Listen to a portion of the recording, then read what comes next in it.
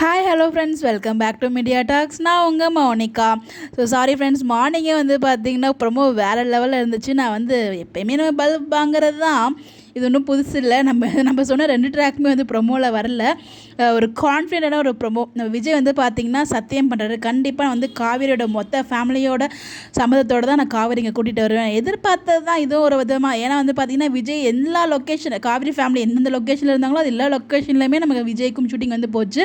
கண்டிப்பாக விஜய் வந்து பார்த்திங்கன்னா காவேரி எங்கே இருக்காங்களோ அதுக்கு பக்கத்து வீட்டில் கண்டிப்பாக குடியிருப்பார் நான் நினைக்கிறேன் அப்படின்னு எனக்கு லைட்டாக தோணுது. அதை பற்றி முடிஞ்சால் தனியாக நான் வீடியோ ஷேர் பண்ணுறேன்.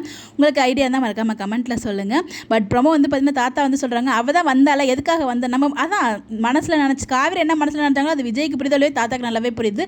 அவள் எதுக்காக வந்தா, அத்தனை பேர் இருக்கும்போது சாவியை கொண்டுட்டு உனக்காக தானே வந்தா அப்படிங்கிறத இன்டெரக்டாக தான் அவங்க சொல்லியிருக்காங்க. அது வந்து அப்போ தான் சொல்கிறாரு, இல்லை தாத்தா அவங்க வீட்டு சம்பளத்தோடு தான் வந்து அவளை கூட்டு வருவேன் அப்படிங்கிற மாதிரி சொல்லி, அது சத்தியம் தாத்தா அப்படிங்கிற மாதிரி சொல்கிறதுலாம் வேறு லெவலில் இருந்துச்சு.